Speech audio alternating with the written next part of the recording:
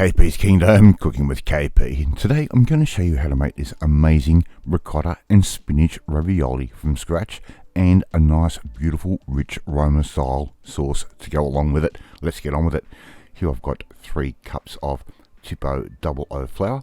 That's going to go straight into my little sieve. 1 teaspoon of salt. That can go straight in.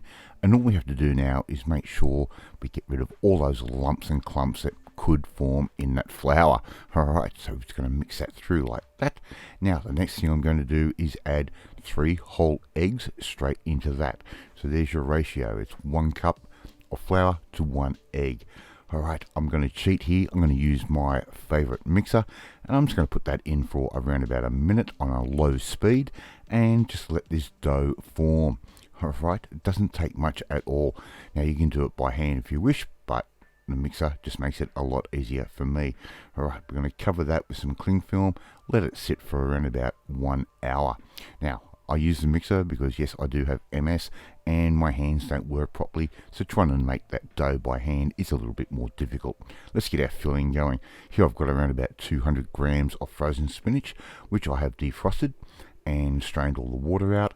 I'm going to give that a good dose of salt and pepper like that, and a nice sprinkle of some ground nutmeg to give you that beautiful authentic flavour. Right, here I've got some ricotta cheese. I'm going to use around about, let's say about a third of a cup's worth of that ricotta cheese to that 200 grams of spinach and others. Give that a quick mix through in a bowl just like that, and I'm going to add in a good couple of handfuls of just shredded pecorino or parmesan cheese. You can use either, and it's going to give us a nice little salty factor to this as well. Now as you can see, I've got my pasta attachment on my mixer.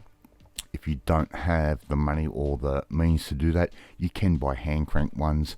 They're not that expensive at all. It's just for me, again, due to my MS, very difficult to use. There's our filling. It should look something like that. Alright, now let's get on with the fun bit, and that's rolling out our pasta. Now that pasta dough, if you wrap it properly, you can freeze it and it will last for maybe 2 months worth, and that is exactly what I actually did here. I made a huge batch of that pasta some time ago, and I just let that defrost, and I'm going to put this through the machine. Now what I do is I put it through a couple of times on each setting, and the idea is once you get a really nice beautiful silky dough, we can start dialing down the thinness on that machine. So we're just going to keep putting that through just like that, and I'm going to end up with a really nice silky thin pasta sheet. Now it will end up being quite long, and we can actually just trim that up as we see fit, and that would be roughly half. So we're going to put that through. Okay, let's get on with our next step. We've got our 2 sheets of pasta, and yes, I've got a stainless steel metal ruler here, and I'm just working out my measurements so I know how to make these little ravioli as square as I possibly can. That's the old cabinet maker in me. Yes, I used to be a cabinet maker in the previous days. Yeah. Basically, I worked on the ark. Okay, so all we're going to do now is simply put in our little bits of filling like that. Alright, nice and simple. Don't go overboard. We want just a nice amount of filling for each one, and I'm also going to use a little bit of egg wash around that filling just to help make sure we seal this pasta down nice and evenly, and we don't want any gaps. All I'm simply going to do next is fold that pasta over the top of our filling, and we want to make sure we get rid of as much air as possible around that filling. Alright, so just take your time and work that dough around. Okay, that beautiful pasta dough that we've just created, and we'll end up with these nice little pockets of goodness. And if you haven't tried making your own ravioli before, don't be afraid, it is not that hard. Okay, if I can do it, you can do it too. Alright, nice and simple. So we're just going to get rid of all of that air straight out of there like that. Now I'm lucky, I ended up finding in a little delicatessen a little ravioli or a little pasta cutter, and if you don't have one, it's okay, you can just use a knife.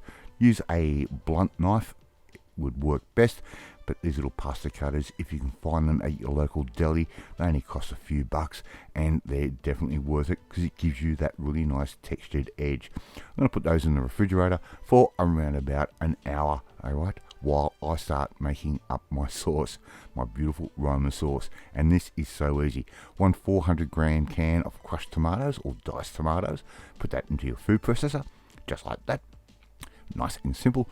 And we're just going to season this up a little bit. We're going to go the usual route of 2 tablespoons worth of tomato paste concentrate. That's going to give us a nice richness. A good dose of freshly ground black pepper that can go straight in like that. And we're going to give us a little bit of garlic, equivalent to about 2 cloves worth. I'm using a garlic paste there, and I'm also going to add in around about twice of that of some basil paste. You could use fresh basil if you want. We're just going to give that a quick little blitz through with our little food processor. Blitz that for around about 90 seconds ish. You can probably not even go that long. I'm going to put that into a saucepan just like that, and we're just going to slowly bring this up to a nice simmer. Alright, and this is the most simple basic pasta sauce. Make sure you taste it, make sure the seasoning is right. If you think it needs a little bit of salt, do that. If you want to add sugar, you can. I don't see any need to, and the sugar can easily burn. Alright, now let's get ready to serve this up. I've got the sauce sitting on the other side of the kitchen, pot of rolling boiling water, nicely salted, and we're just going to simply dunk our little raviolis in just like that. Do them in stages, don't do it all in one go, otherwise they could clump together. Now, as you can see, I've got some serving bowls here on the side, and I've got a little bit of olive oil on the bottom of those. Now, every now and then, just go back to your little raviolis and stir them around. Make sure they're not clumping, make sure they're getting cooked all the way evenly. Once they float for around about 30 to 40 seconds, we can take those out and serve those up. Now, this is where time is of the essence. We want to make sure our sauce is nice and hot. We don't want the ravioli to go cold, so we've just got to keep working nice and quickly right here like this. Right, my sauce is done, our raviolis are plated, and all we have to do now is drizzle over that beautiful Roma style tomato sauce that we've just created. And how easy was that to do? Now, this is also quite a budget type deal. It's going to cost you around about a third of the price of pre-bought ravioli. So let's finish off serving. I'm going to put on a little bit more Parmesan or Pecorino cheese straight over the top, and there you go. You've got KP's Ricotta and Spinach Ravioli with a beautiful Roma tomato sauce. Alright, thank you so much for watching this video. Really do appreciate it. If you like this video, hit that like button. Gives me confidence. Should make you feel warm and fuzzy too. Don't forget to hit that notifications bell. You'll be notified every time a new video goes up. Please share this video with all your friends on all platforms of social media. Leave a comment. I love reading and I love responding to you. In the meantime, if you want to learn how to make your own little Italian classic like this from scratch, we need to come and join the family, my family. Hit that subscribe button and you'll never miss another one of my videos again. Alright, I'm off to eat my ricotta and spinach ravioli, and I will catch you next time. Bye!